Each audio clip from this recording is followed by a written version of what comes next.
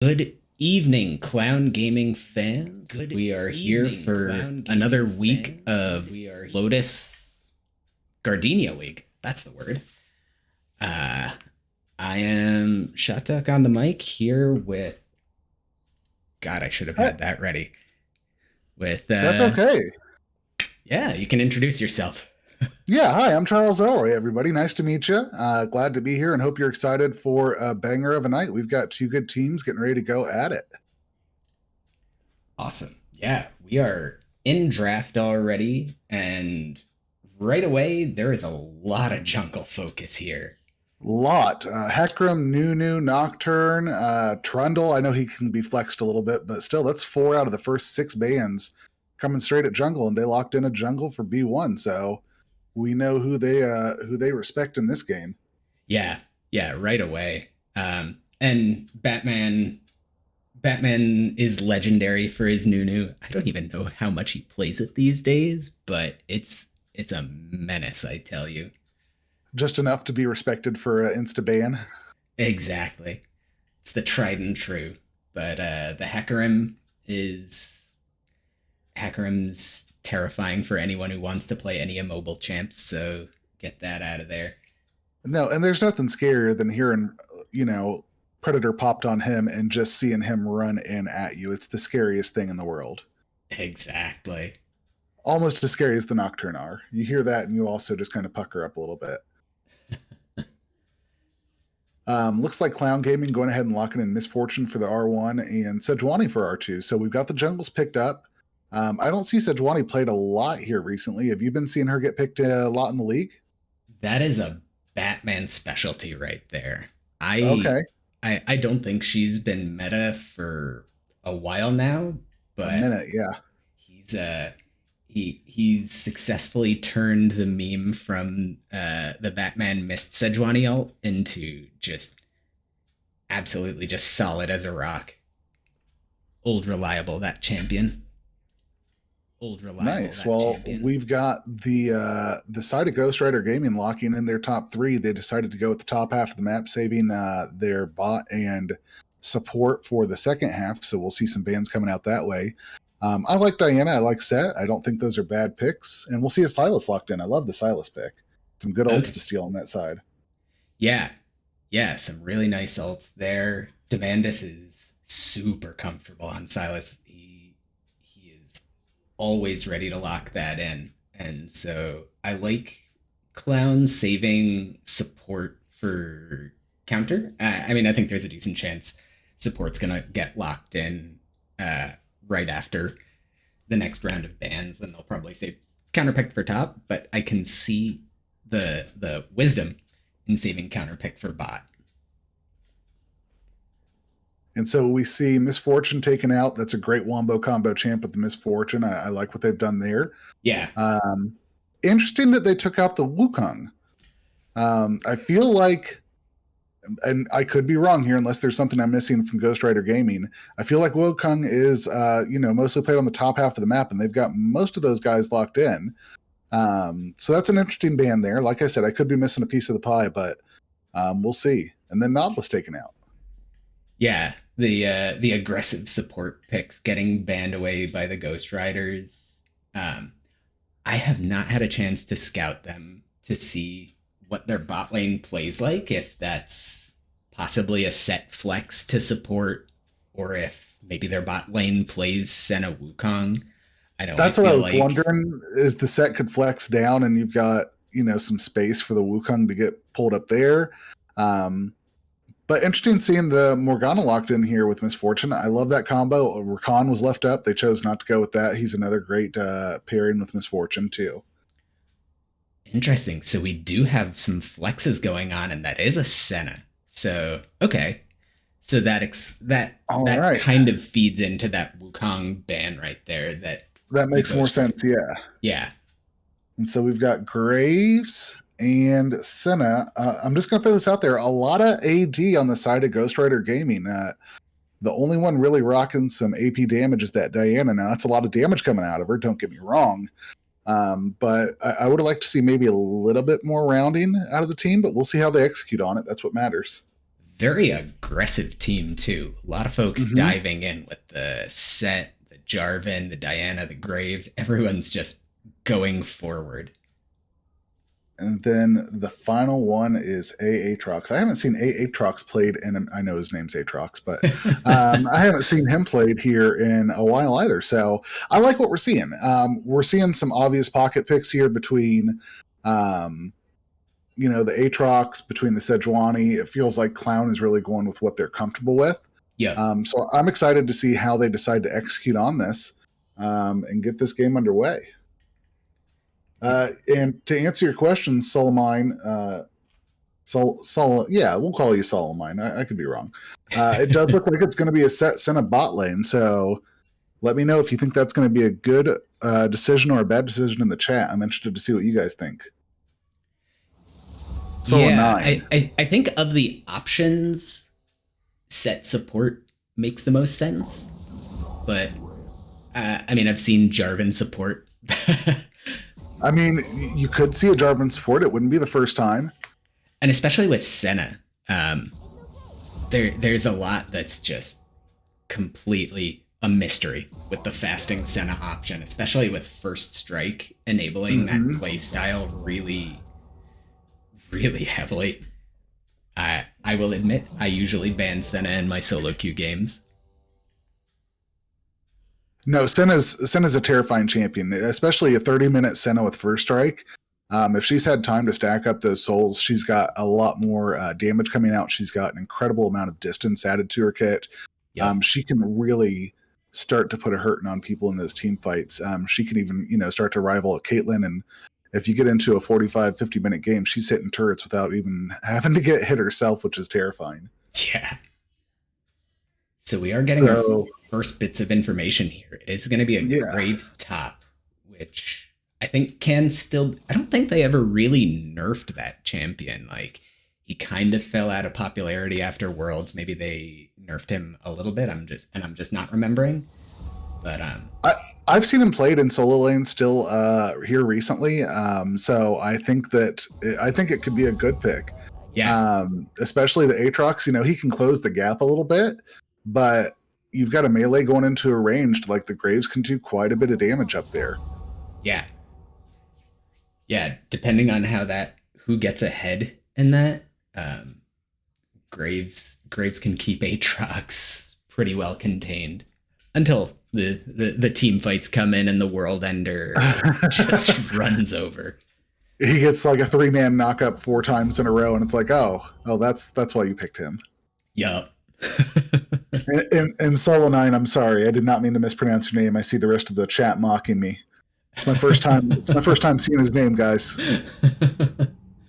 All 10 of He's you, cool I, it. I believe he has the honor of being the only one who is a paid supporter of clown gaming. That's why Oh, he has his celebrity. oh, okay, gotcha. I'm so sorry. I didn't mean to step on toes there. And it does look like it's going to be the Senna set in the bot lane, Yep. going into the Morgana Misfortune. Taking a long time to lock in the set.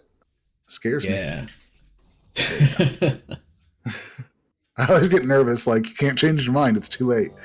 Um, Perfect. So we're all set up. I think Silas has some really good ults to steal, though. Like, um, is Oh that yeah. Diamandis? Yep. Okay, so Diamandis, if he's able to get some good ults, I mean, the Diana ult, beautiful. The Set ult could be great for team fights. The Jarvan could be great for team fights, and even the Senna could offer them some, great utility in some of these fights, especially if he's able to maybe get a roam down towards bot side, steal that, and then take it back up with him. He's got potential to, get in on a kill and doesn't have to really roam for it or anything like that. There's some way for him to get extra gold across the map. Supporter of Clown, but isn't a mod. Well, so I Oh, guess any final thoughts before we take a brief break during the spectator delay? um, I mean, who are you? I mean, obviously, we're on Clown Gaming Org's Twitch, so I don't want to, say anything crazy, but like, At this point, who do you think is going to execute better on the game just off the draft? Um, I think the clowns have a more well-rounded, a bit more of a traditional comp that'll be Mhm. easier to execute on. Um, the Ghost Riders comp, if they can get ahead and they can rotate successfully and capitalize on the lead they have, it's going to feel really suffocating. And especially Induced is going to have to play insanely safely, just with all the dive he's going to have coming for him. I agree with that. I think the side of Clown has a great setup. Like you said, they're a little bit more front to back traditional team fighting, very well rounded. That Silas, I think he's going to have a lot of influence in the game, and you've got a great wombo combo in the bot lane.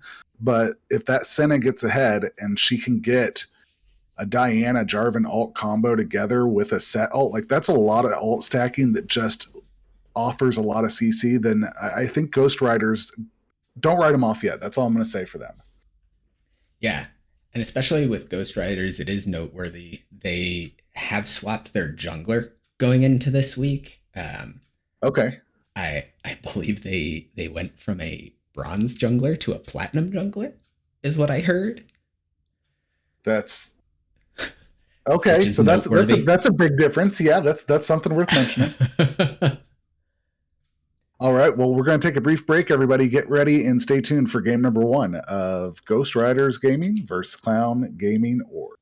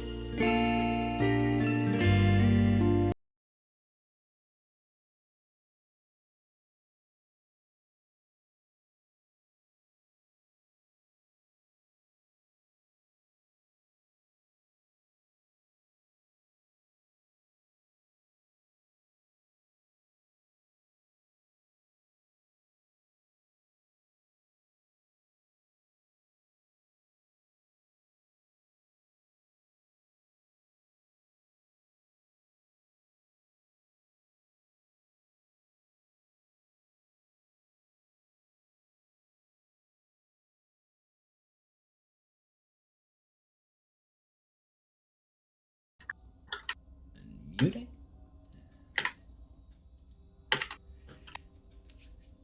Welcome back from break, folks. We are loaded into game. Everyone And looks we're like ready to they're get it. splitting up into a 5 point, so no shenanigans right away. I like it though. We got two solid teams here. Looking at the runes, I like Morgana went Glacial Augment. I think Yep, that'll be kind of fun. Good call to go with Exhaust with all the jump in and dive potential on the Misfortune. agree. And a lot of teleport, so they'll be looking for that. And Cleanse on Senna makes sense. You've got a lot of CC coming out of the other side, so I like the setup so far. I want to see him execute on it and get down to business now. Yeah, I guess the biggest difference starting itemization wise is that we have the Doran's Ring versus Corrupting Pot in mid. Mm-hmm, mm-hmm. Um, I believe the corrupting pot's a bit more aggressive of a start. Um, and knowing how Demandus plays, he likes to go in for early trades, so he just has to be a bit careful of that. Well, I mean, it'll give him some nice sustain in lane. And looks like you might need it because there's you are right. That is a very aggressive Yeah, Silas coming out the gates. yeah. Level one for Silas is it feels really good with the chains. I remember when he first came out, I kept trying to start with W and it did not feel good. But like going for the E level one is you get so much power between the actual skills and then There you and go. there's the Oh, level two. huge burst comes out of Silas there onto Diana, takes her down to quarter health, and those corrupting potions getting put to use. Yeah, that is at least two charges of the corrupting potion down right away.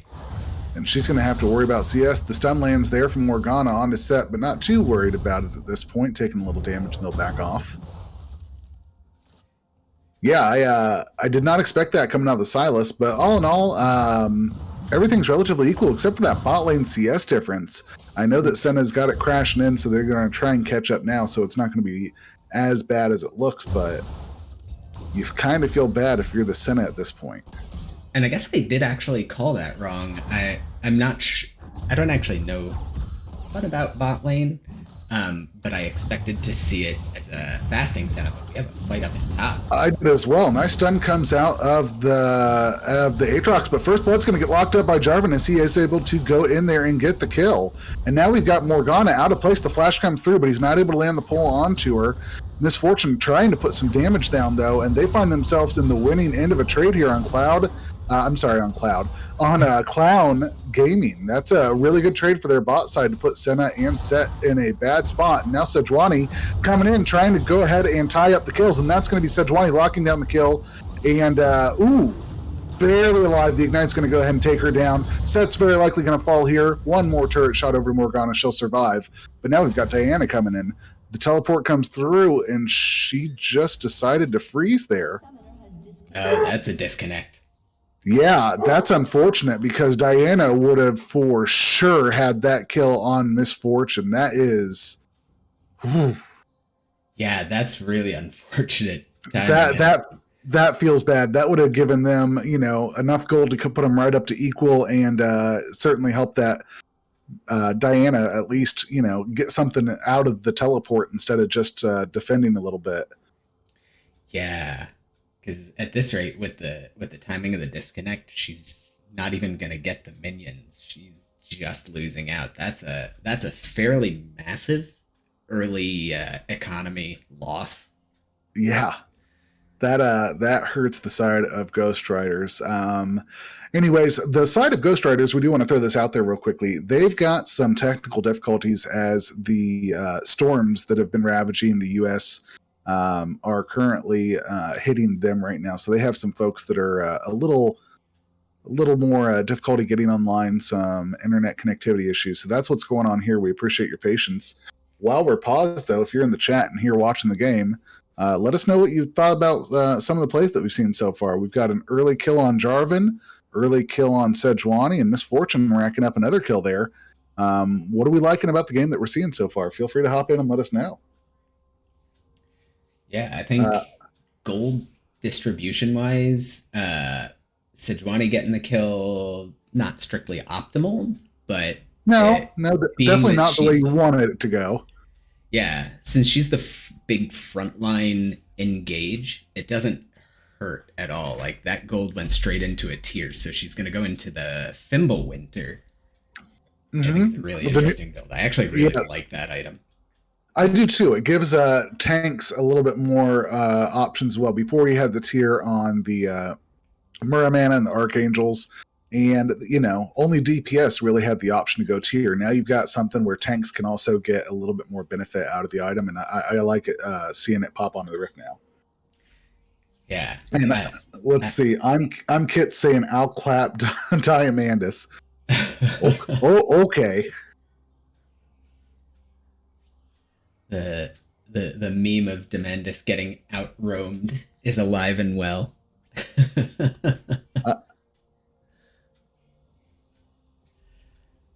But yeah. Thankfully for the clowns, top lane didn't get too far behind in that gank. He's behind itemization wise, he's down a set of boots, but because Graves got the assist and not the kill, that's not a huge swing to that lane. No, and he also didn't have to expend the teleport to get back up there, so he's going to find himself probably doing better in lane than the Graves, even though he got the gank. Yep. Jarvan already has his whip out there, so he's going to be putting out some damage if he goes into for more ganks, and he also has a little bit more sustain there. So we'll see how it goes. But the top half of the map for the side of Ghost Rider's looking pretty good with that Jarvan. Now he's got to go ahead and spread the wealth a little bit. You know what I mean? Yeah, that's where his. Ooh, and we're back from the pause.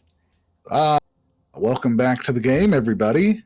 And that poor Diana, I would have loved to have seen her just run straight under turret and kill the Misfortune, but unfortunately she won't get that kill. But she did not the end of the world. The wave.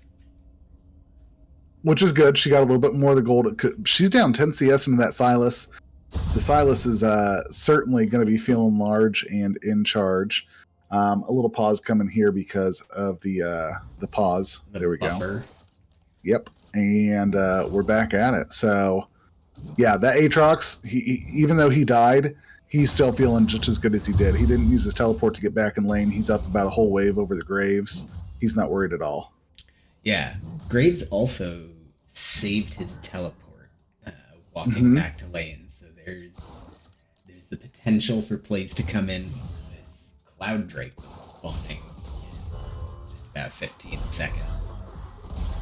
No, and I think that's oh, go ahead. No, yeah. Usually Cloud Drake doesn't get a lot of prio. I don't know if they fixed the bug, but I know in the first preseason patch, even though they changed the effect of Cloud Drake, it was still giving the old ultimate ability haste, in addition to the move speed. I assume that's the kind of thing that would get patched out as soon as it was noticed, but I have not tested that myself. Riot's not known for being 100% on top of their stuff, though. Let's not lie. No offense, Riot. We love you. Great game, but no, I honestly don't know. I won't lie. That being said, I don't think there's going to be a lot of prio on the Dragon at this point. I think that, you see Jarvan just running from right behind it. He's looking to try and get this Misfortune and this Morgana, who stepped up a little bit, but he's going to get spotted out on vision if he even steps out of that tri-bush. So, yeah. I thought they thought about it, but then he's going back around, coming through the lane. Got a nice binding on set. Beautiful bind. The spell shield's down. All right, now pops out on vision. Seen. Yep, and there's another bind there, and nothing gonna happen. They're just gonna go ahead and looks like that Jarvan's helping them try and push so they can get the prio on drag. So they might be looking to make a move here. Yeah, that's exactly what's going on.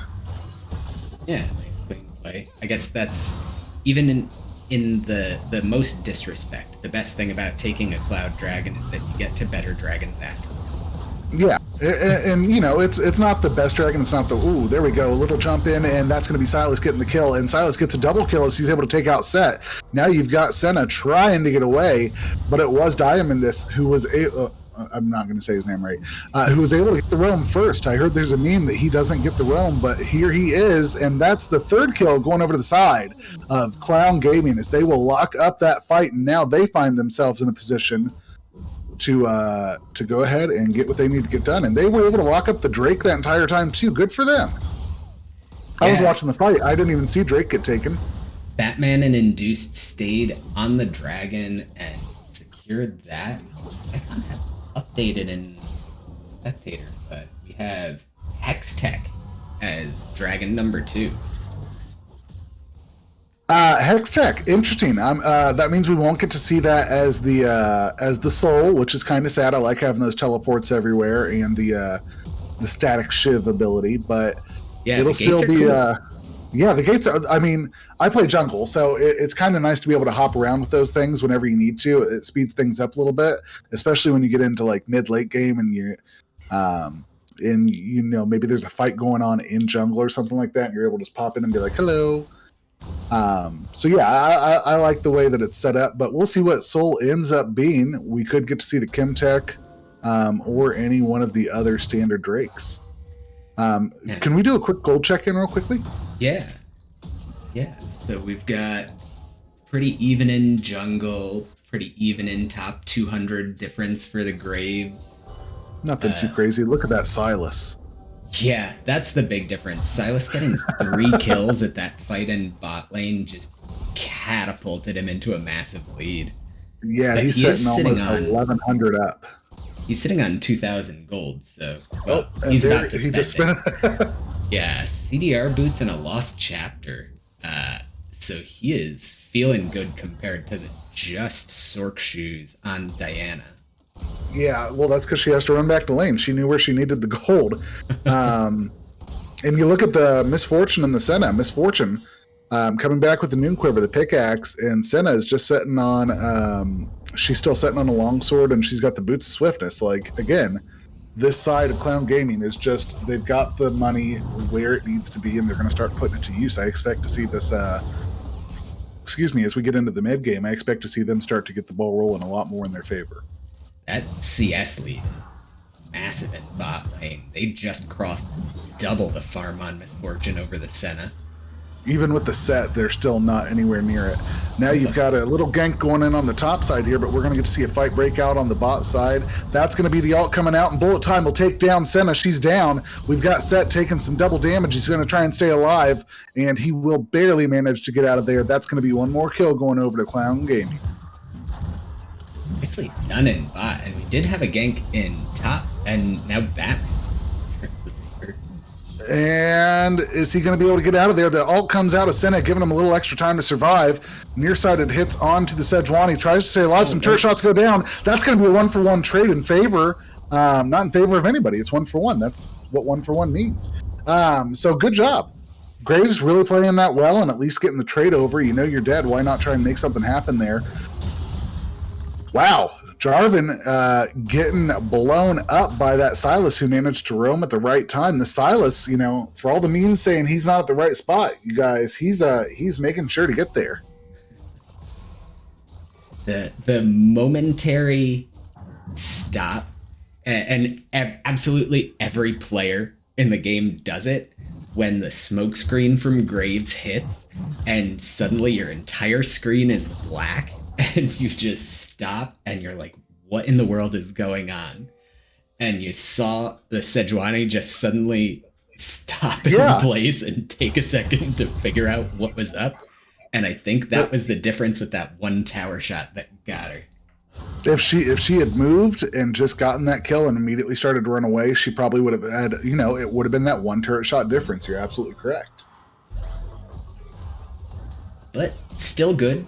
Still got another kill on Sejuani. Actually, that's another assist to the Aatrox.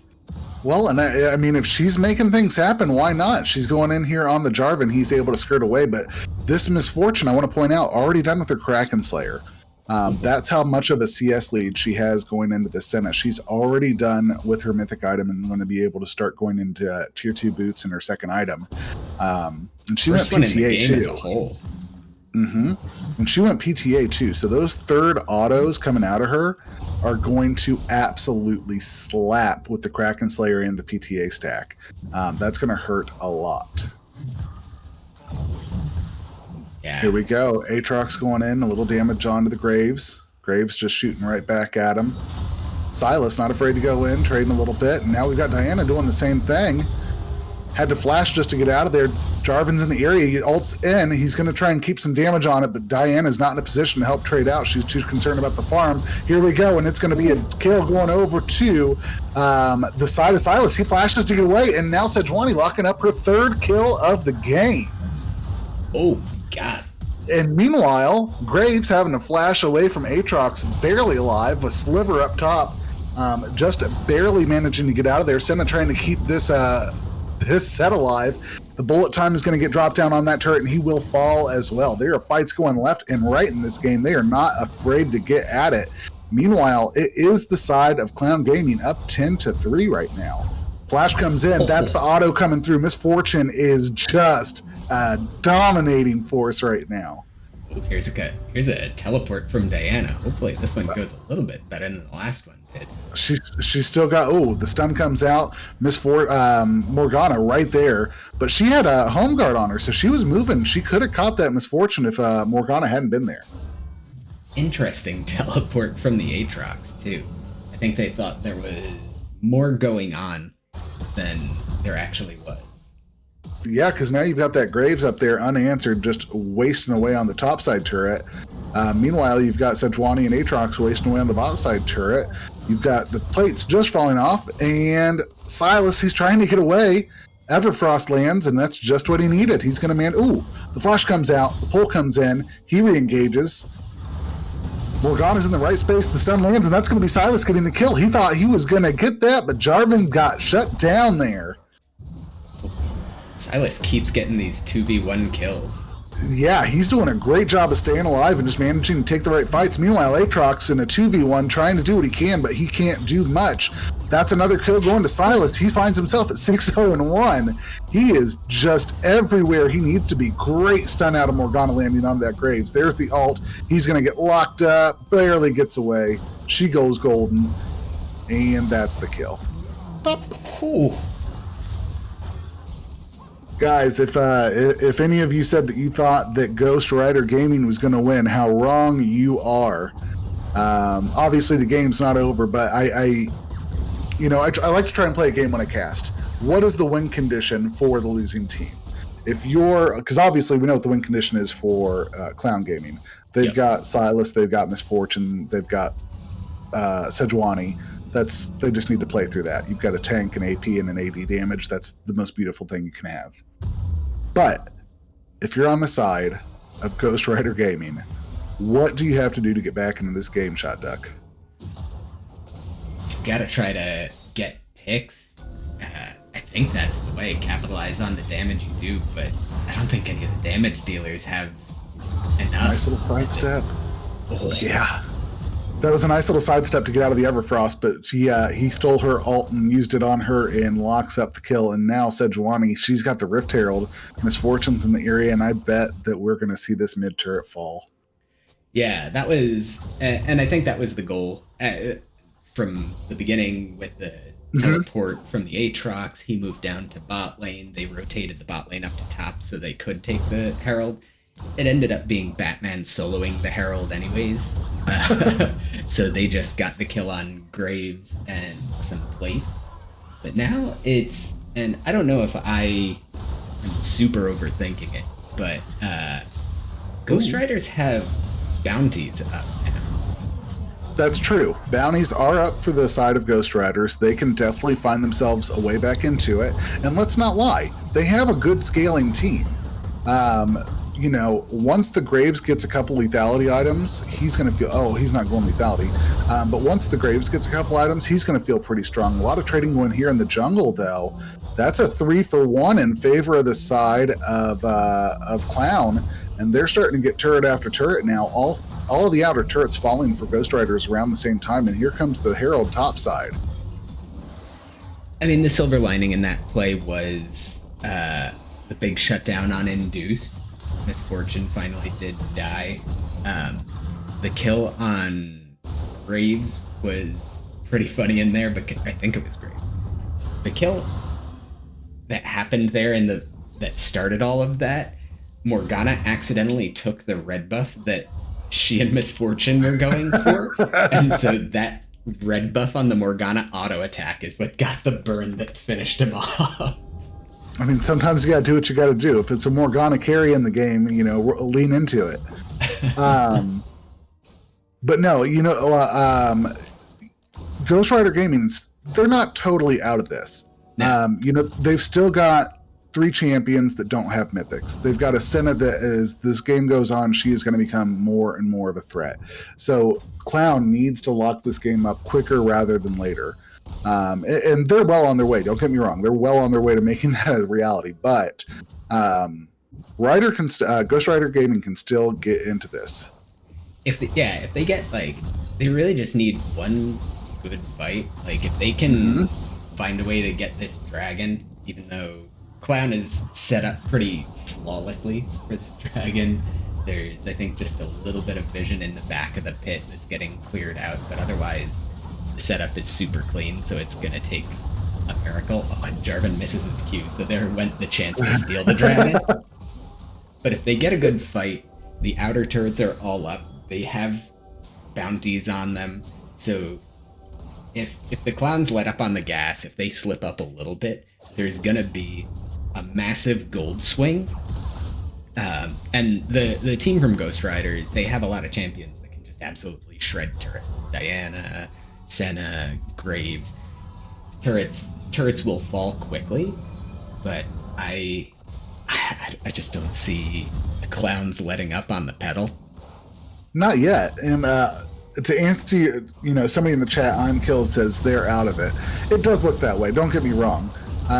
We very likely got there's Jarvan falling again. Graves probably going to fall here in a second too. That's the Graves. Senna finds herself a little bit out of position here because the teleport comes in. Yeah. So don't get me wrong. I definitely think Clown Gaming's running away with this. But there's not... the door isn't closed on Ghost Riders quite yet. It's getting there, though. Don't get me wrong. The door is closing. Yeah.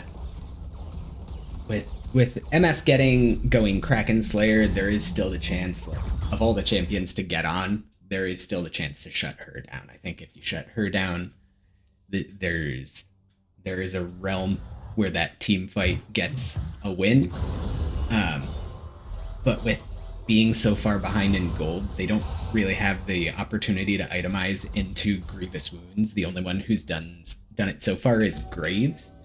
Mm-hmm. And with the Silas and the Aatrox diving in, that's a lot of healing that's not being cut down. We've seen a lot of healing coming out of the Silas, who's now 9-0-2 and got himself a Zhonya's after he just used the stopwatch. So getting some good efficiency out of those purchases.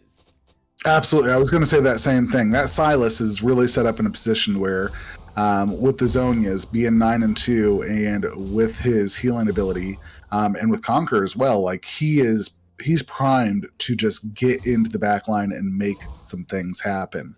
So they've got to blow up the Misfortune. They've got to try, even that Morgana, she's almost at, 1.5 items. She's going pure damage as well. She's 2-0-8. So you've got to put a lot of respect onto the support there too. So they definitely need to be looking at who they're picking. A simple pick won't just do anymore. You've got to blow up that Misfortune. You've got to try and make the Silas go golden. Meanwhile, poor Graves is just going to fall here in the top lane. The exhaust comes down. Jarvan trying to make something happen, but the Misfortune just blows him up, not able to do anything.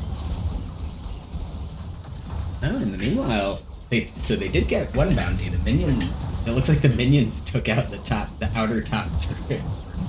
Hey, But the minions are on your team too. Damn it, they count. exactly. Let's see. With the 2 kills in top, though, that is a very free Baron. And it's just, yeah, now we're at an 11, almost 12k gold lead for Clown Gaming. At 20 minutes, yes, that's quite the lead. You know, I mean, it's a fun game to watch. Don't get me wrong. I mean, everybody loves to see a team just run with it. But maybe next game we'll get to see something different. I expect that we're going to see a Silas and Misfortune and a Sejuani band come out. Nice little flash to get away from the Silas there. But I definitely expect to see a lot of target banning going on, or maybe even like picking some of these guys out to stop them from getting used. But the series isn't over. You know, it's the first game out of 3. Ghost Riders still have, 1 to 2 more games to go to try and make things happen. So I'm excited to see how it goes. But at this point, it definitely feels like they are, they're out of it at this point. And I'm curious, whenever it gets to this point, especially in gold leagues like this, I'm really curious to see how cleanly teams can close out games, because it's easy to just say GG, go next, but like there's something to there's an art to finishing it off in like a clean way and being decisive and not 100%. 100%. Macro is very important, especially at this level, because you play with your food too much. You decide to roam to a different objective, or you start getting CS out of the jungle instead of getting an inhib. You definitely find yourself in a position where they can throw it. Like, you can be your own worst enemy in a game like this. But, with Baron buff minions crashing into the Nexus turrets, one about ready to fall, and 3 members about ready to be dead on the side of Ghost Rider, I think we can all fairly say we know where this is going. I wonder if they can actually. I think they have enough of a gold lead to finish, and they have the minion wave's a bit thinned out. Yes, Don't think and Silas is a little low himself. Yeah, he can go back and teleport in. But they're going to do a good job. Misfortune's just doing what she needs to do. There goes the Senna. That was a 2 Diana shot. tries to get in there. She's able to get 1 kill. Misfortune's down. Morgana very close to falling as well. They're going to lock that up too. The Diana's getting some kills now. But it is Silas who's able to get 2 more kills himself. And I don't think they're going to be able to end it here, but they are certainly going to put a hurting on the rest of the team. Graves still alive. Happened to get stunned in his base. A wonderful place. The damage from that Diana ult absolutely caught me off guard.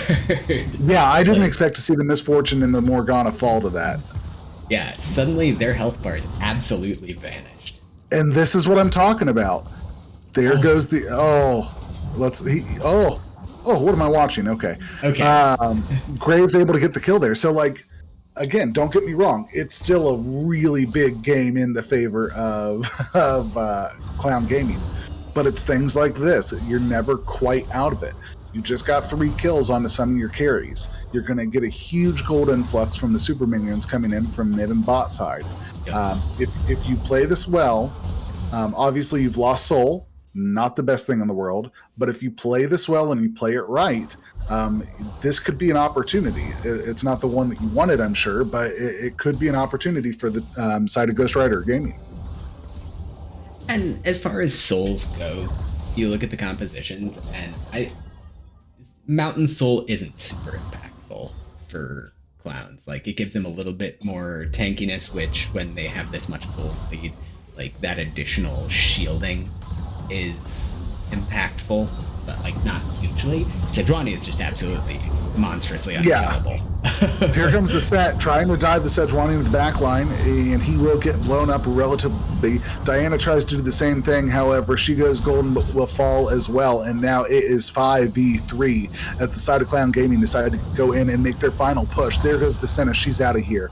Graves getting chased down, and him and Jarvan are just going to be relegated to standing in the base as the side of Clown Gaming will go ahead and get their first victory of the night as they take down the Nexus. GG's in chat. And yeah, 26 minutes. Uh, really just clean game.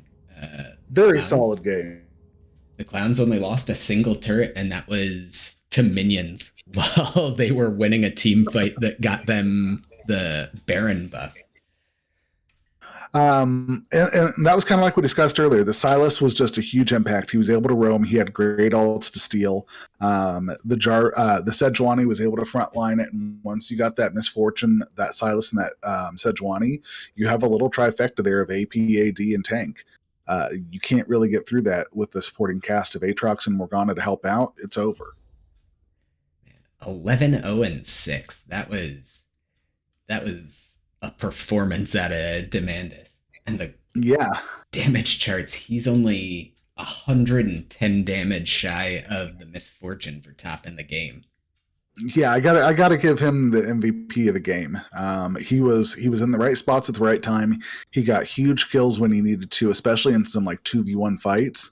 Don't get me wrong, Misfortune, huge damage, great Yep. ultimates, did what she needed to, but I do feel like Silas was just the right time, right place, and definitely made some of those fights go their way like they needed to. I Meanwhile, we're going to be getting into the second. Oh, go ahead. yeah, I do have to wonder what this game looks like. We obviously have nothing remotely close to the chrono break technology. If we have this game replayed from when the Diana teleported with the Morgan, Mm-hmm. the MF super low, that teleport into DC completely just killing the tempo, and that's gotta be just super tilting for the player. No, I'm going to be honest with you. I agree because I definitely think if Diana was able to get in there, get that kill, put the misfortune behind a little bit, make it, catch up the gold lead to the Silas, then that goes totally different. Um, we'll never know. But Yeah, unfortunately, but I definitely think if she hadn't DC'd right then, we definitely would have seen at least a longer game, maybe a bit more competitive game. Some of the objectives might have fallen a little bit later. Some of the fights might have gone a little bit differently, and we could have seen overall a different game. But unfortunately, the Diana starts running the wrong way, and it just does not go in favor of Ghost Rider Gaming. yeah. But that is it for game one. We are going to take a brief break before we get into draft for game two. So stick around and we will be right back.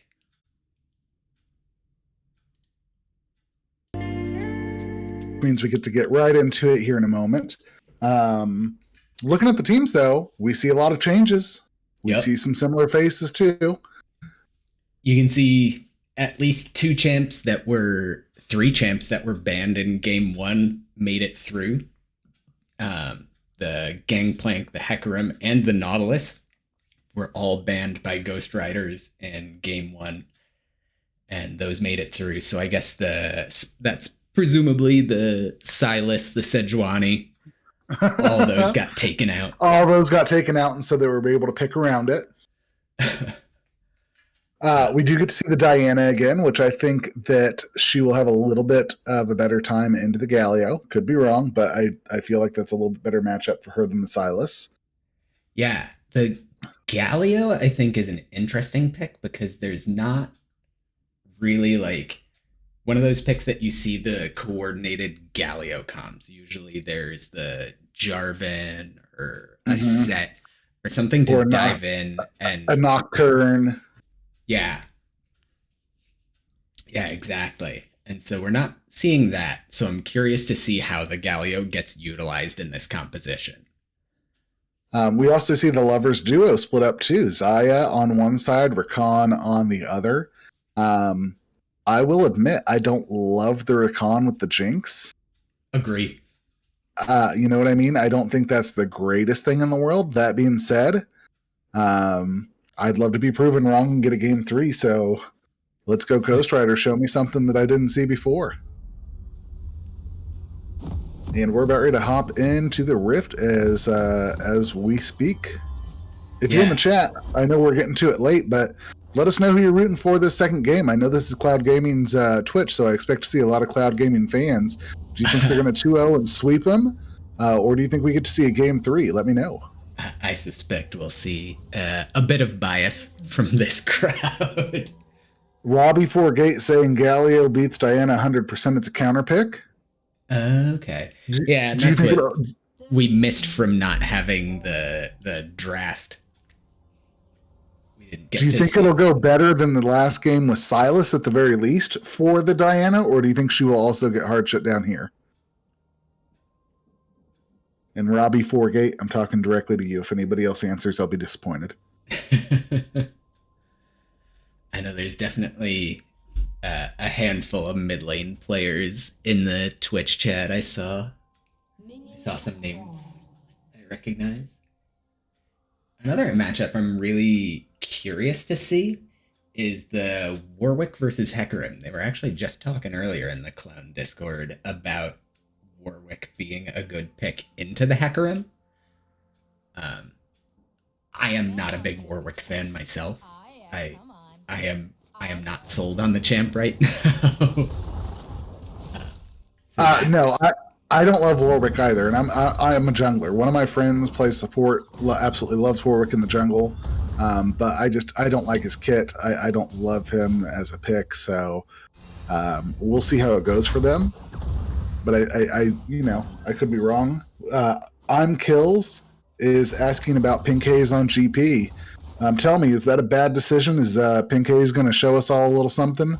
Is he going to go Tobias Fate up on the top lane? Gangplank was the first ban out of Ghost Riders in Game 1. This is very true. He has some very good stats on the Gangplank. He's amazing on Gangplank. Okay. Yeah, well, then we got a game for today. Player. Yeah, we didn't get to see the draft. There were some technical difficulties, so we didn't get to see like pick ban order, what they draft order in, or anything like that. So we don't have all that insight, but they let the Gangplank go through. Apparently, they were more scared and fearful of the Silas and the Misfortune. Good hook coming out of Nautilus. Some damage coming down from the side of Clown Gaming again. Nice and early aggressive. Clown is on the side of blue this time. Ghost Rider on the side of red. Meganar just walking up and trying to punish that Gangplank. Good restraint out of the Ghost Rider's bot lane. The only summoner that went down in that was the Nautilus Ignite. Oh, Nautilus is on a turret though. Yeah, hook comes through. Nautilus takes an extra turret shot. Not the way you want to get that started. Mid lane, it's a counter pick, apparently, but you can see the big difference in how that played out. In Game 1, that trade was 75% of Diana's health getting chunked out, whereas the Galio is more measured, a bit more of a relaxing trade. And Gangplank letting some CS go there because he wanted to get in on that fight. Meganar trying to step down, but Gangplank poking him a little bit so he can't quite match. And we're going to see Warwick having to back, not having to, but choosing to back here. Yeah, did almost a full. There's the hook. There we go. Xayah taking some damage. The root comes down. This could be first blood. Not able to get it there, but still, that is a lot of damage coming down onto Rakan there. And he is going to find himself in it. Jesse, did you just cheer for yourself? Listen, I'm all about self-confidence, but come on. No, but that was a great engage coming out of Nautilus there onto the Rakan. They are able to put a lot of damage onto him, and he has to step back, and so Jinx falls back. And look at the CS lead for Xayah into Jinx. Meanwhile, in this mid lane fight, putting some damage down onto the Diana.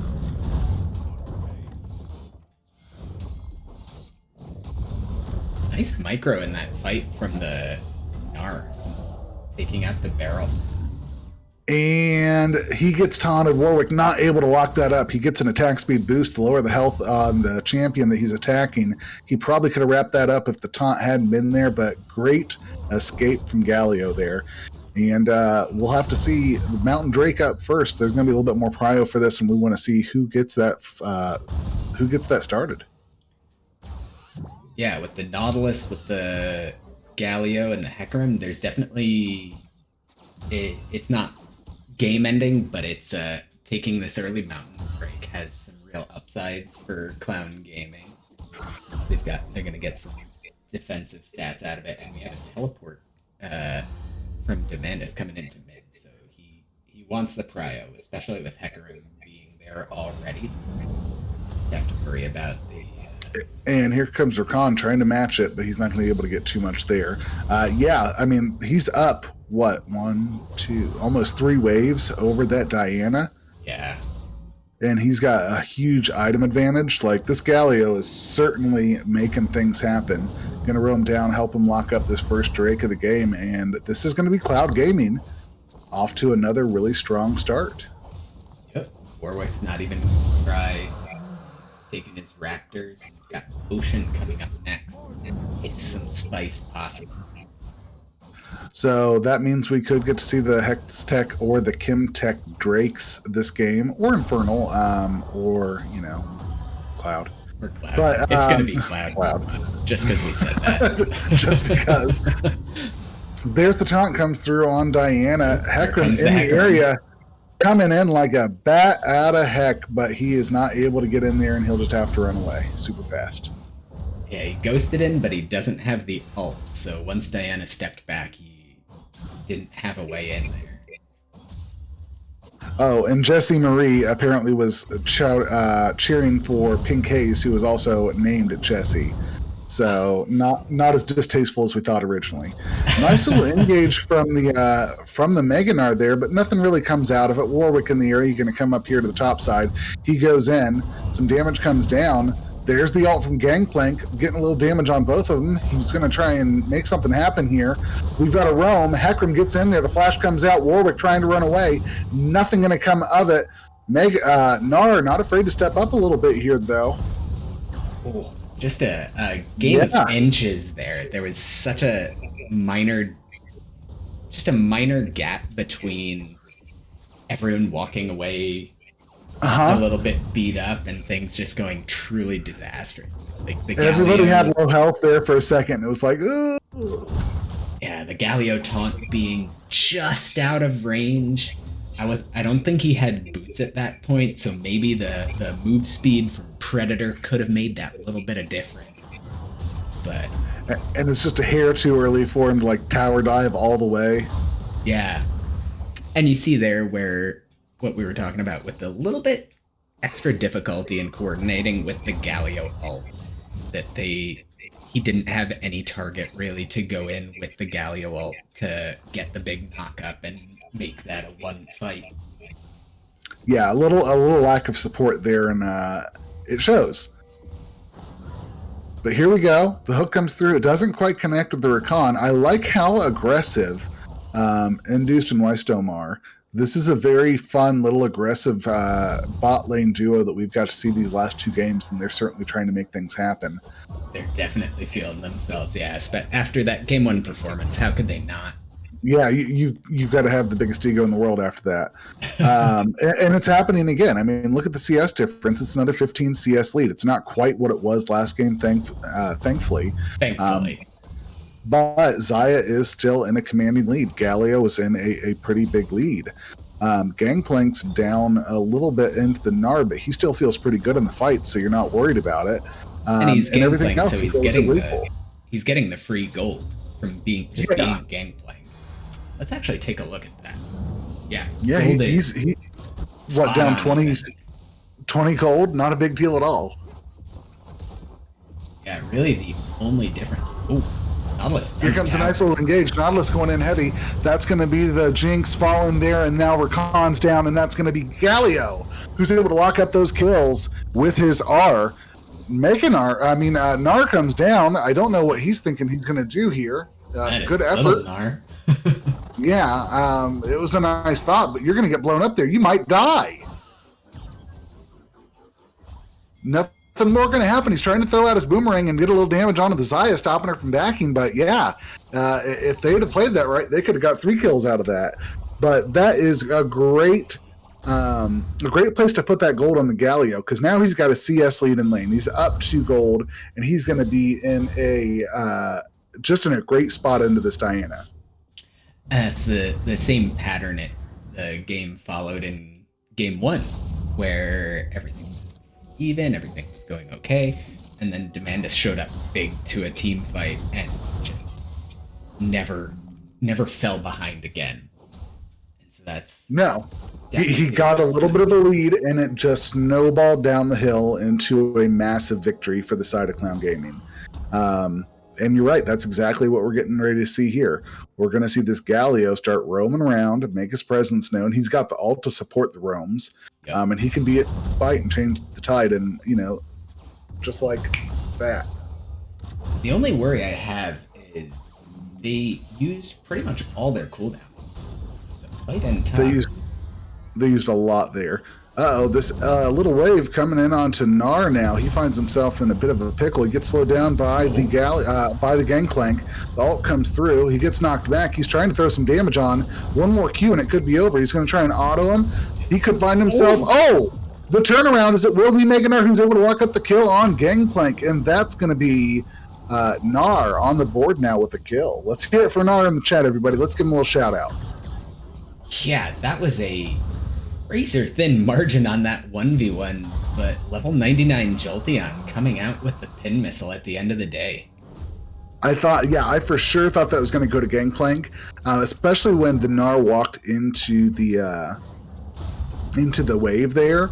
But then I guess Gangplank walked into the other wave, and it happened quicker than you expect. This is going to be a big gold swing right here. Drop Warwick. Doing the Herald and dropping that for first turret. Yeah, that puts the side of Ghost Rider Gaming in the lead now. They're in the driver's seat for once during the series. Grim wants a solo onto the Diana, but Diana is not alone. No. And the knockup comes through. Rakan in the area. There's the ult from Jinx. She's able to lock up the kill, but Diana is also taking some more damage there from the Galio who showed up. And, yeah, she's not in a great position for this fight. If I were her, I'd back a little bit, but, that's just me. I don't know if that was a miscommunication or if maybe the Galio ult was just, not off cooldown yet. That really felt like it was... obviously, Batman was feeling himself there. He thought he had the Diana, but he's like, I got this, guys. Don't worry. He popped the ghost. And it was just too long. Yeah, being 2 levels down and the solo laner gold is... That's all right though. We're gonna see the Gnar down here in the mid lane trying to go into the Galio. He'll roam back up and defend. A little help from a friend never hurt anybody. Diana gonna get some deep vision here. Yeah, Gnar pushing Heckram's in the area. Gnar pushing the mid lane is not great. Gnar, get out of there. Nothing to do. And there's Gangplank. He's what is he doing? He wants all right, we've got the Warwick R onto the Gangplank. He cleanses it. The Galio ult comes through. Warwick getting chased down. 3-man on his tail. The fear comes through. He's able to get out of there. The Jinx ult does not connect. Taunt comes through, and he will get absolutely blown up. Now Gnar having to run away from all 3 members of the side of Clown Gaming as they are just on the chase. I don't know what that Gnar was thinking, but he was able to get, he was able to stay alive, but he kind of got Warwick killed, if you ask me. Yep. Warwick does not have a jump to get over the wall like Gnar does. So he was left in no man's land once his ult was done. Yeah, especially you didn't have anybody there for the roam yet. As soon as you saw Heckram there, you should have bounced out because Gangplank was already on the way rather.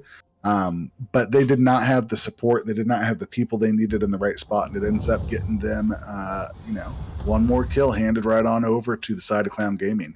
Now, I will say, 15 minutes in, less than 1,000 gold difference, much more competitive game than we saw last game.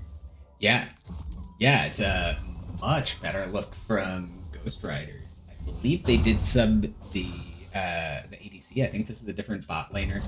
I know Wildstar was the same, an AD carry.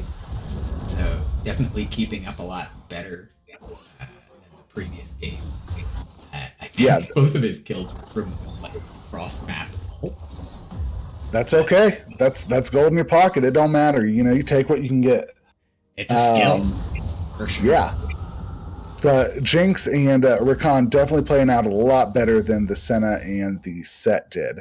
We see Warwick getting chased into his own jungle again. Diana and everybody else roaming down. Even Gnar trying to make the long haul since his his teleport's up. I don't know why he's running, but we're going to see a fight here. The ultimate comes in from Hecarim. Fear laying down on everybody. It's going to be a death coming on down to Diana first. Now we're going to get to see the Hecarim popped. It's a 1-for-1 as the fight continues to go on. This is going to be a big fight as we get to see multiple members dying from each team, 2 for 2. And there's Warwick. He's going to get blown up by the Xayah now. The ult comes down. She's trying to stay alive.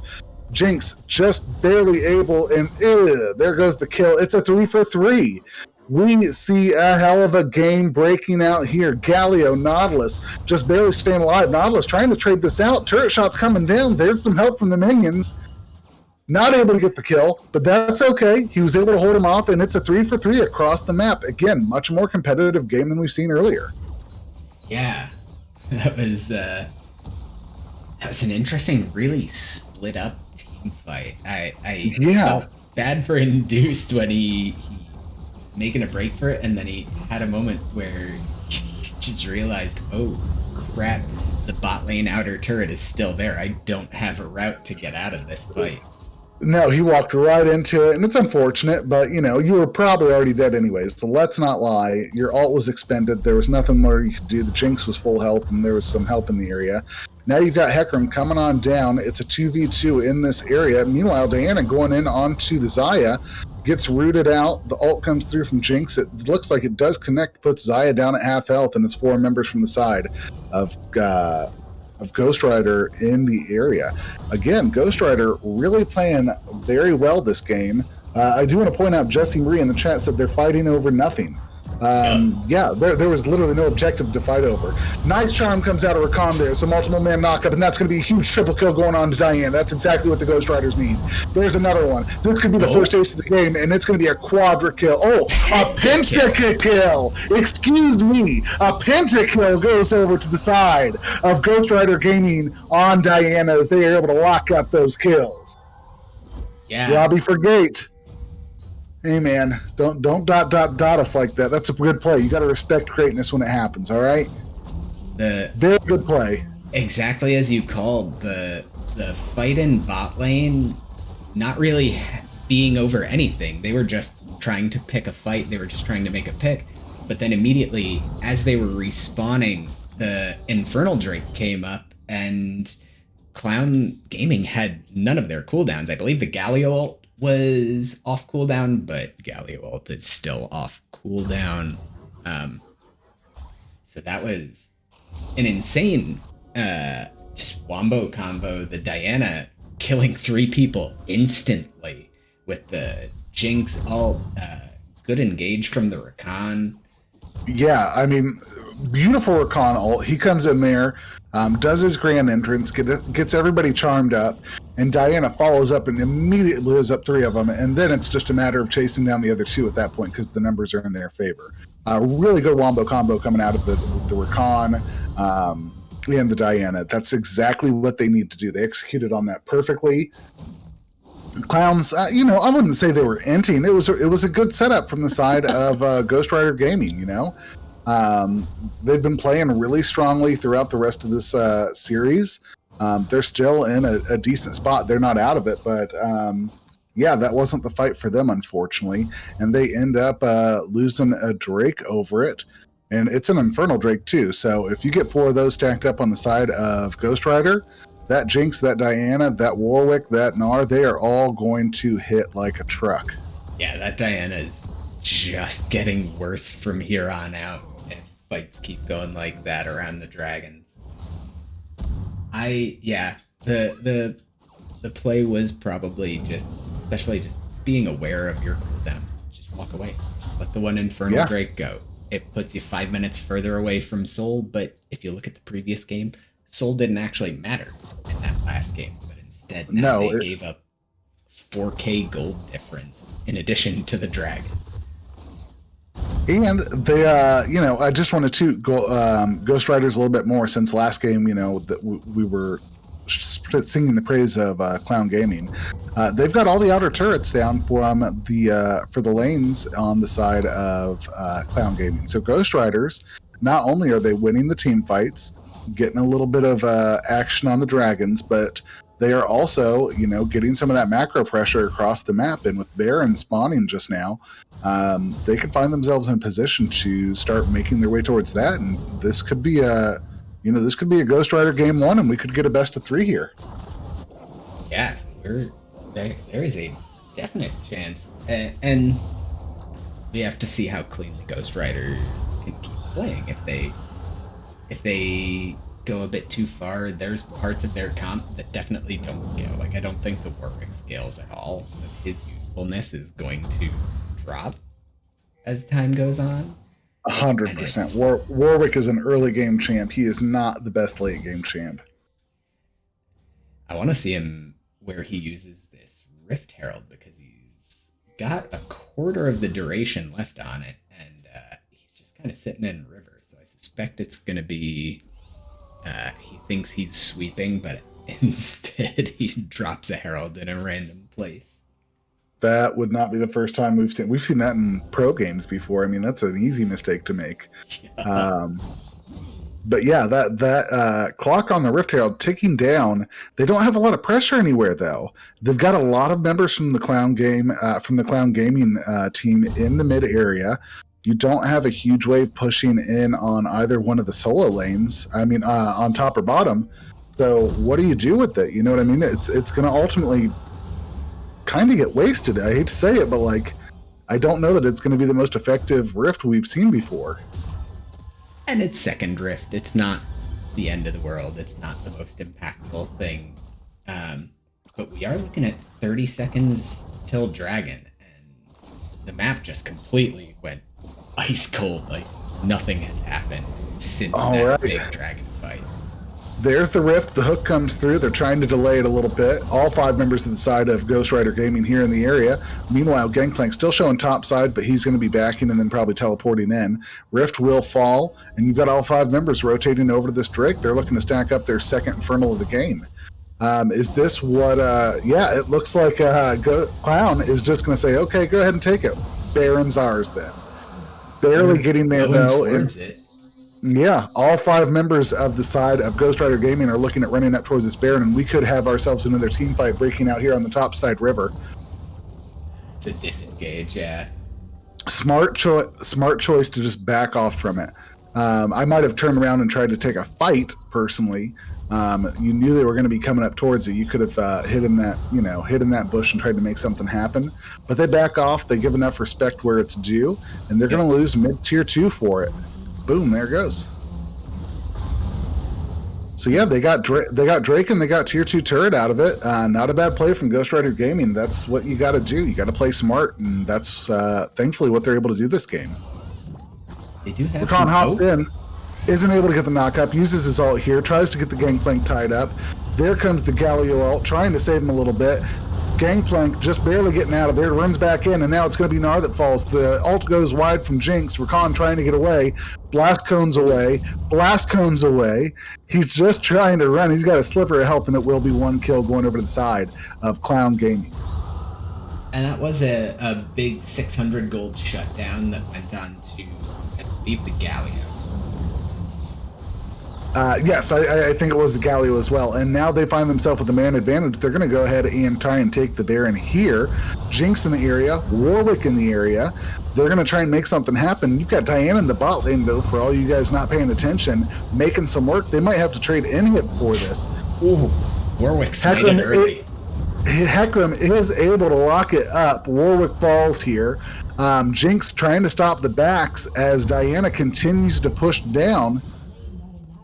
She got low the health inhib turret, but not the inhib itself. So that's not the worst trade. That's all right. It's early. Maybe you don't want to feed over all that gold. That was a strategic play. We'll say that's what that was, Diana. Good call. We do have a pause here in the game. Again, keep in mind, Ghost Rider Gaming is playing out in the Midwest, it looks like, and they have a lot of rain and thunderstorms out there. Have had some technical difficulties tonight. Quick check in the gold. Run us through it, Yeah. Shot Duck. So that was, in addition to the regular Baron swing of gold, that was a bounty claimed. So that was a nice big shutdown on the Gnar that they got. I don't think Warwick had a shutdown, but they got the 2 kills gold, they got the Baron gold, they got the bounty gold. So suddenly that 4 or 5k difference that Ghost Riders were sitting at is now under 2k. So clowns are making a good comeback, and especially when you have a champion like Gangplank, who he just now got his mythic. He had started Essence Reaver. There's some scaling to happen for the clowns, and so that was a fantastic swing for them. Yes, they needed that to get back into it. Less than 2,000 gold. Less than a thousand in top.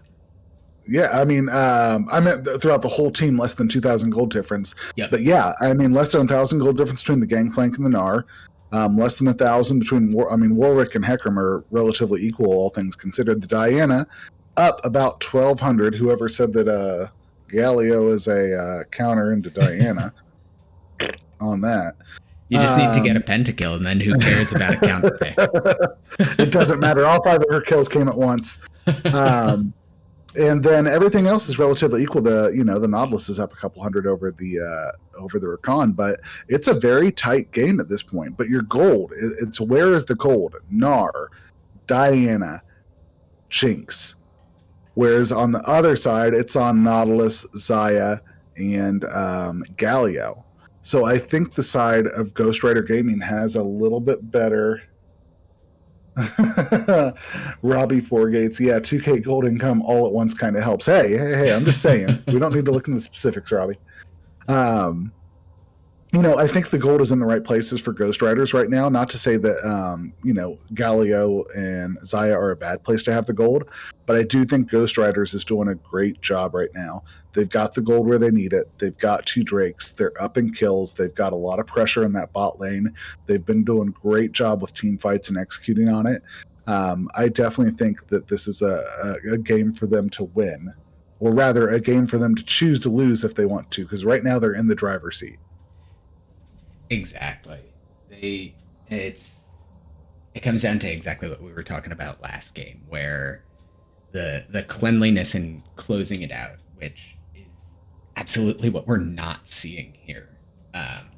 There's some split calls, there's some sloppiness. I like the choice from Diana, honestly, to just keep splitting bot. They decided that's what you have to do. Yeah, they figured, let's just coin flip. Warwick wasn't a big gold. He wasn't a big gold bounty out there, so him just ulting in and going for the smite steal, sure.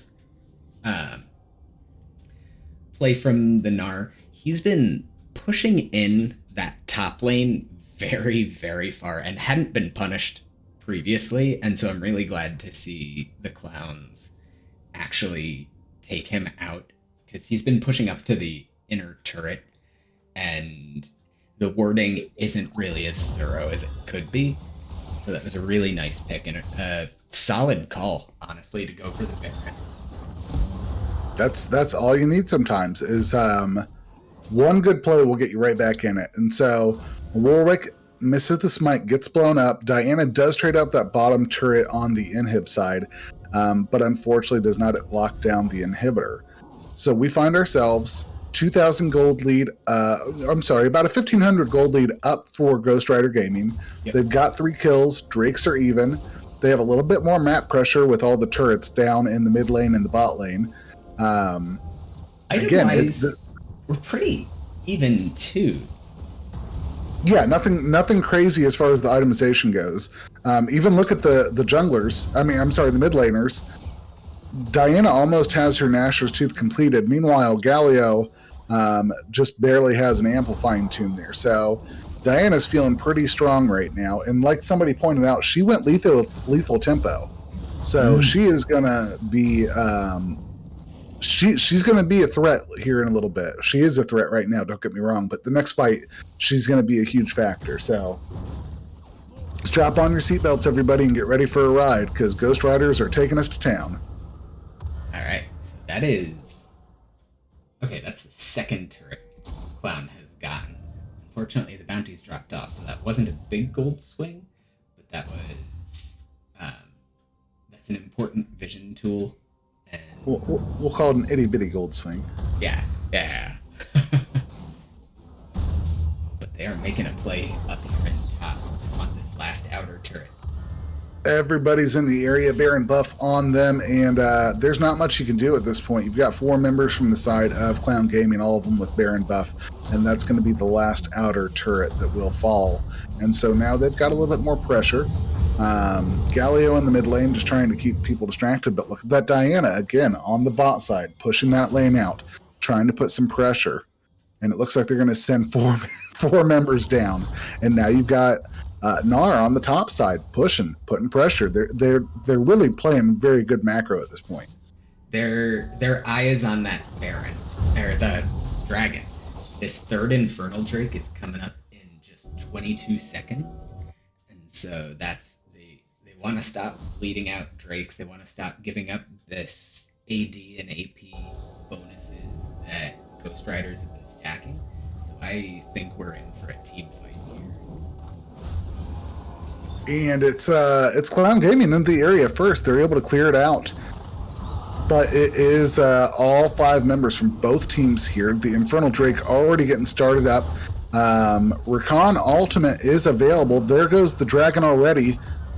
We'll see if anything happens. Galio caught out of position a little bit there, but no, they're just going to dance around the river and go ahead and back off. Not too much will come from this. Yeah, shockingly reserved play. Really level-headed decision making. The Ghost Riders were there in case it was a little slower, but I think by the time man made the decisive call to just start the dragon right away and killed it pretty quickly. And why not? You know what I mean? Like, you know that they're not in the area. You've got a lot of damage. Like Zaya, Hecarim, and Galio, they hurt. Like, don't get me wrong, those 3 hurt. So they can take an objective relatively quickly. Zaya's got 3 items. Yeah, she's at a super good place damage wise, especially with the Serelda's Grudge. Yeah. Serelda's Grudge, or however you pronounce it. They got some wild names in this game. Let's not lie. Like sometimes it's hard to say them. But yeah, no, she is slapping when she hits you. But so is that Jinx. That Jinx has a lot of attack speed. She's got her 3 crit items now. One of them the Infinity Edge, so that's going to hurt even more. So it's definitely going to come down. I think this next team fight decides who's really going to start to get the lead because the death timers are getting extended. The goal's relatively even. So this is where we're going to really start to see a big swing go to either team in this next fight. And it could be Baron. Baron's coming up here less than a minute.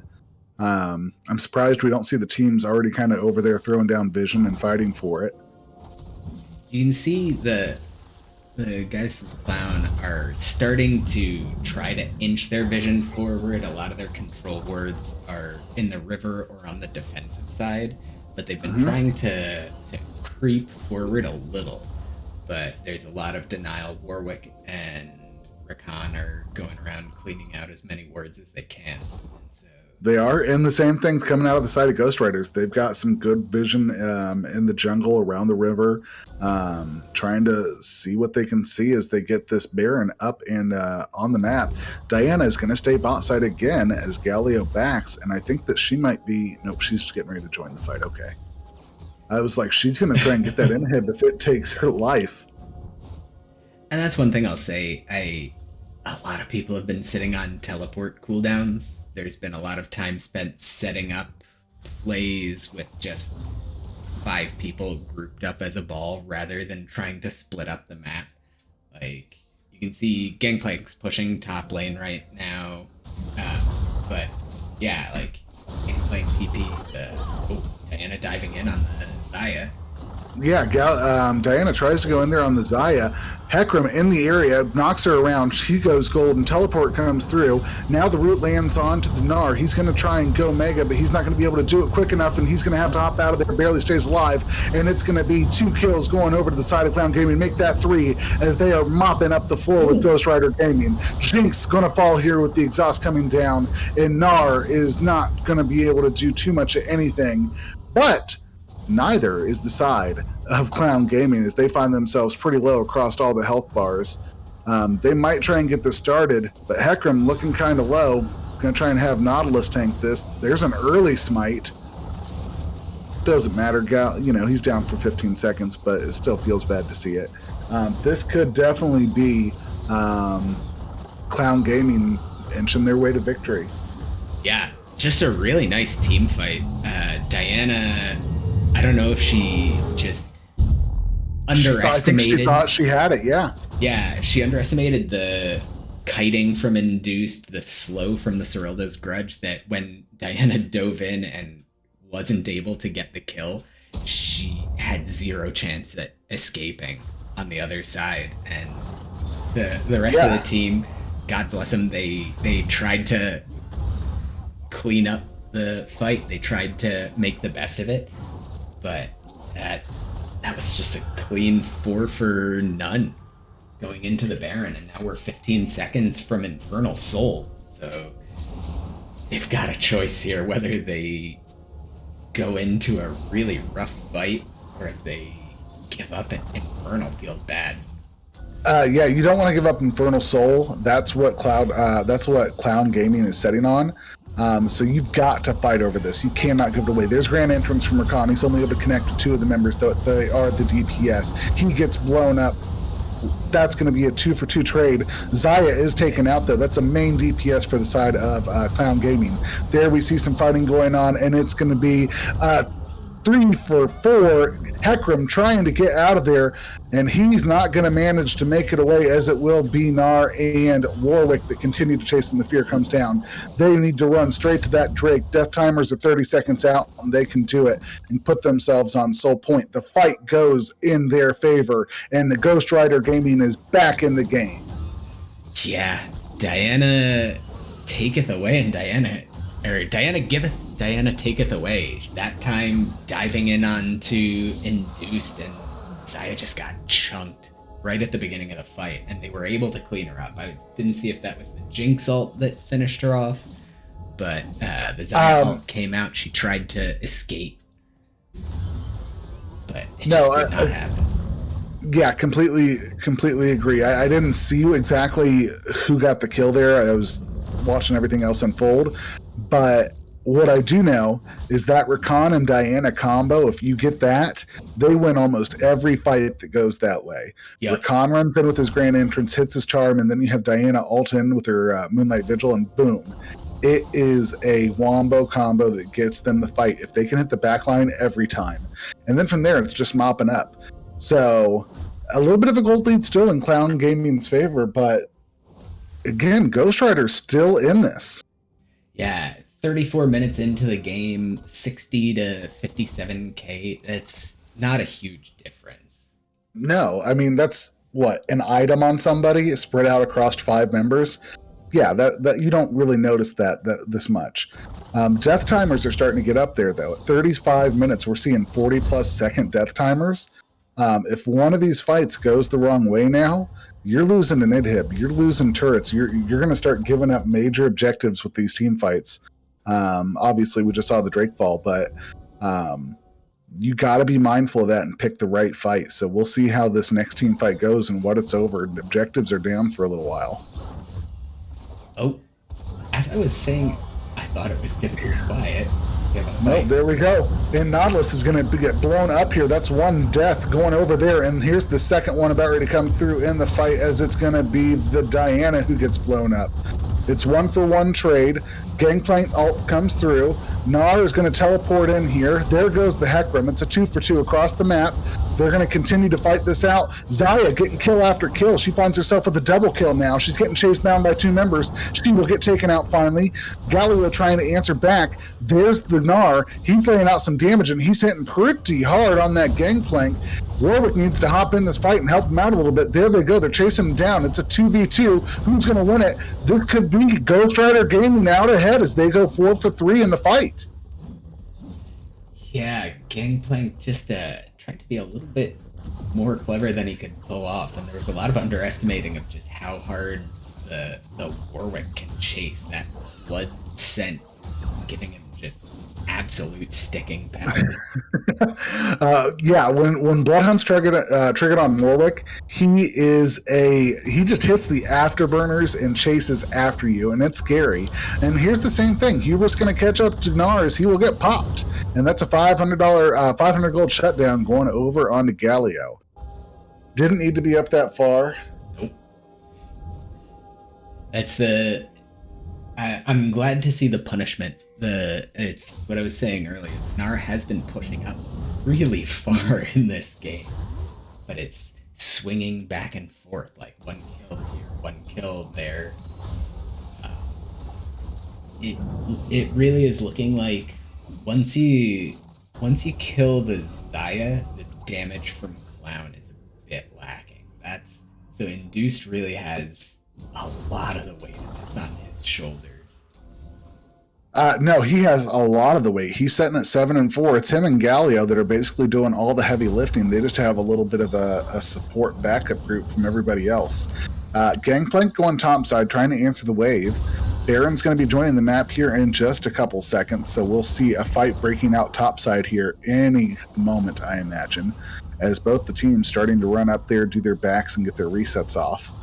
It will be Ghost Riders who are going to be in the area first, though. So this could give them prio to clear out the wards, sweep through, and stack up for a pick maybe.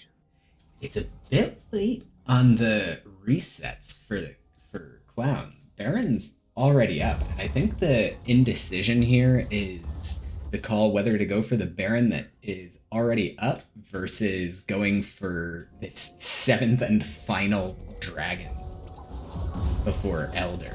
And it looks like that's what both teams are going to prio. Yeah, it looks like they're going to sit there and fight over Drake as both teams in the area, both on Soul Point. This could be one of the big factors in this game. Gnar pushing that wave out, joining the game a little late. Gangplank down the bot side, split out himself. And every team dancing around. Let's see what happens here. I literally held my breath. The hook goes wide. Gangplank ult comes down. The knockup comes through. Rakan's taken out of the game by Xayah. Lovers duo's over. Warwick takes out the Hecarim. There's going to be Warwick still standing. He's got Smite up, but he's trying to run away. It's a 2v3 as it is Clown Gaming that was able to go ahead and get the jump there. But Galio trades back over. Now it's a 2v1, and that's going to be the ace. Going over the side of Clown Gaming, and it will be Galio and Xayah, the two big guns on this side, going to go ahead and lock up Soul Point for Clown Gaming. Oh man, that was a very close fight, and I think Diana tried to go in early and then backed off. She thought she had the pick on Induced, and Rocket belted in, and I gasped out loud when I saw the rocket belt come out. I heard you literally say, "I'm holding my breath. Oh no." Yeah, she got out, and then Diana just missing that little bit to finish off Induced, which just let him pump out a ton of damage in that fight. And that's what happened if Diana goes in without having that Rakan ult fully connect with a couple people. Rakan got blown up way too quickly there before he was able to drop his ult off or get anybody charmed. And so they should have been more respectful. I know you don't always get to pick when the fight happens. Sometimes they just come to you. But Diana needs that Rakan ult to layer on top of her ult in order to have a really deadly combo there. Otherwise, she just gets blown up way too quickly. And just as we get out of that fight, we're back looking in at it another again. one. So we've got both teams lined up here in the river over by Baron. Nar has his teleport up. He's going to be pushing that bot wave out and try and make some pressure happen down on the bot side. All 5 members of the side of Clown Gaming just chilling in this bush waiting for a pick. I think they're going to have to force Baron and try and make him answer back. That's the only thing that you can do at this point because they're not walking in unwillingly. A lot of vision getting wasted here. We see 4 or 5, not wasted, we see 4 or 5 wards just in the area. A lot of damage coming through. The teleport comes in, the charm comes down, but Huracan gets blown up. Suppress comes through from Warwick. He tries to land it, but that's 2 damers down. Zaya with a double kill. Now you've got Diana tries to get in on the backline, isn't able to do it. Jinx, Nar. Ooh. Only 2 left in the area. Jinx gets blown up. Nar gets blown up. That's going to be the ace. They can't decide what they want to do. Do they want Baron? Do they want some jungle? Or do they want to push here for the end? They're not going to get anything out of this ace. Yeah, the calls were so split there after the one fight. They didn't have any of the waves prepped. Yeah, that's rough. I don't think they win the game on this push. No, they should have locked up Baron, backed, reset, and made some intelligent decisions.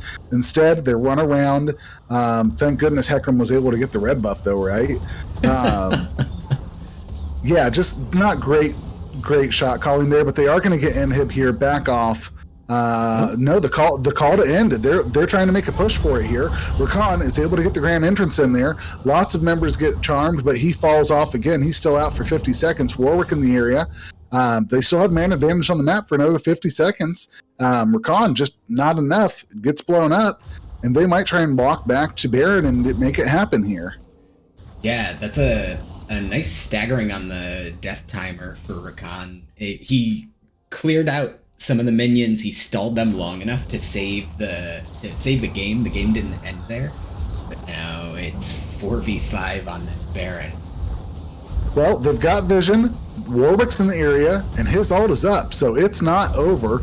There he goes. He suppresses in. He tries to get the kill. He's going to get blown up himself, and Galio is going to go in with the ult. Hecarim will lock it up, and that's going to be another 3 kills going over to the side of Clown Gaming. There's Diana, and it's an ace again. Rakan just barely popping up, and they don't want the Baron again. They're going to try and end it here in the mid lane. What am I watching? Gangplank teleports topside, trying to put some pressure in on the Rakan. They're just running past this mid turret at this point since they already have a wave. But the wave's going to get blown up. They're not going to be able to do much here with it. They've got the mid inhib falling down now. They've got the wave pushing in. There's the Nexus Turret 1. There's the Nexus Turret 2. And this is going to be Clown Gaming locking up the second game of the series. And that's going to be the night for Clown Gaming. Ooh. They made it stressful. They were. They did. It was not clean, but they do get the 2-0, and that's what I just don't get me wrong. They did a great job both games, and I don't want to say anything bad about them. That being said, when it came to the decision making at that Baron fight and beyond, questionable, sus AF. They needed to have a shot caller making decisions, saying what they're doing, and following through with it. But they ran around a lot, and I think that they wasted some time. Obviously, they won, and they made it work. But a little critique for Clown Gaming: get that shot caller on point and make sure that everybody's following him. Either way, great series, great wins. Clown Gaming wrapping it up in just 2 games. Zaya doing a lot of damage. Yeah, the damage charts showing pretty much what you expect looking from that. It's those end game fights where Rakan, the last couple fights, the mid game, the Ghost Riders had that Rakan Diana combo, but then in the last few, Rakan would go in and then just Zaya slapped him right down. He just died before he could do anything. He was not able to connect his ult in those last couple fights, and it made a huge difference. He got absolutely blown up, and because he wasn't able to connect with his grand entrance, that meant Diana was not able to hit her ult off, and so both of those fights fell because of how quickly Rakan got blown up. And that's not necessarily any fault of his, but it hurts nonetheless. Yep. Yep. And even like we saw the like we called out the difference with the junglers here. I think was big. The full game impact of a Hecarim versus Warwick just falling off a cliff in the late game. Like he ulted. There was at least one fight where he ulted Gangplank. I know in the Baron he ulted in and he ended up on the Nautilus, who was at like 10% health, but still didn't die because of Aftershock, because of the shielding, and just being tanky Nautilus. Warwick didn't have a lot going on towards the end.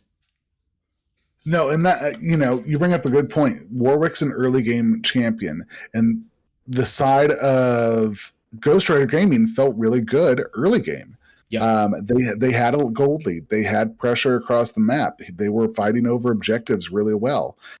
But later in that game, Hecarim starts to step up. He turns on the afterburners, and it starts to fall more into his realm. And Warwick finds himself just a little bit behind the eight ball. He can't get in and ult the right person. He ults the Nautilus way early.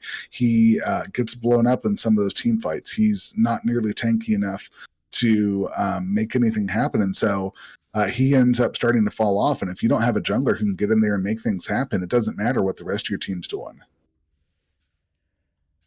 Whew. But all right, that was a nice series. I like that. That was a good 2-0. Is not Yeah, perfect, but it was a good time. Thank you. that's okay. Thank you so much for coming out. It was Yeah, a bit last second, but it's been great having you. I appreciate the invite. I had a blast. Thank you to all the Clown Gaming Org fans, and good job to the organization for managing to wrap up the win for the night in the series. And the rest of you guys enjoy your week. Yeah. Have a good night, everyone.